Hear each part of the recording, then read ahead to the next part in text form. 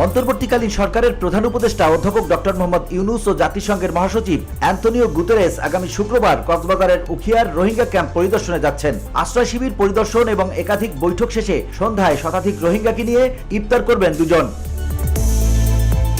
প্রধান উপদেষ্টা ও জাতিসংঘ মহাসচিবের ইফতার অনুষ্ঠানে যোগ দেওয়ার খবরে আশ্রয় শিবিরে রোহিঙ্গাদের মধ্যে উচ্ছ্বাস বিরাজ করছে। সরকারি সংশ্লিষ্ট দপ্তর সূত্রে জানা গেছে, ইফতার অনুষ্ঠানে থাকবে ছোলা, মুড়ি, পেঁয়াজু, জিলাপি, বেগুনি, মরিচা, শরবত সহ আনুষঙ্গিক বিভিন্ন খাবার। বসুন্ধরা, উত্তরা, বনশ্রী, কুড়িল ও বাড্ডা সহ রাজধানীর বিভিন্ন স্থানে অভিজাত ও অত্যাধুনিক মানের ফ্ল্যাট কেনার এক নির্ভরযোগ্য প্রতিষ্ঠান প্লেজেন্ট প্রপার্টিজ লিমিটেড।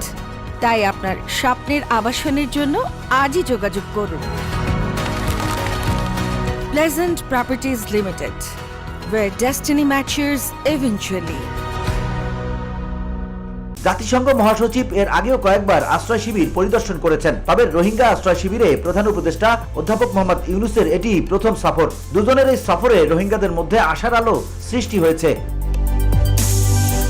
রোহিঙ্গা আশ্রয় শিবিরে দুজনের সফরের বিষয়টি শরণার্থী ত্রাণ ও প্রত্যাবাসন কমিশনার মোহাম্মদ মিজানুর রহমান নিশ্চিত করেছেন। তিনি বলেন, 13 মার্চ 4 দিনের সফরে বাংলাদেশে আসছেন জাতিসংঘের মহাসচিব। সফরের দ্বিতীয় দিন 14 মার্চ সকাল 10টায় ঢাকা থেকে কক্সবাজারের উদ্দেশ্যে রওনা দেবেন তিনি। VOD Bangla news desk.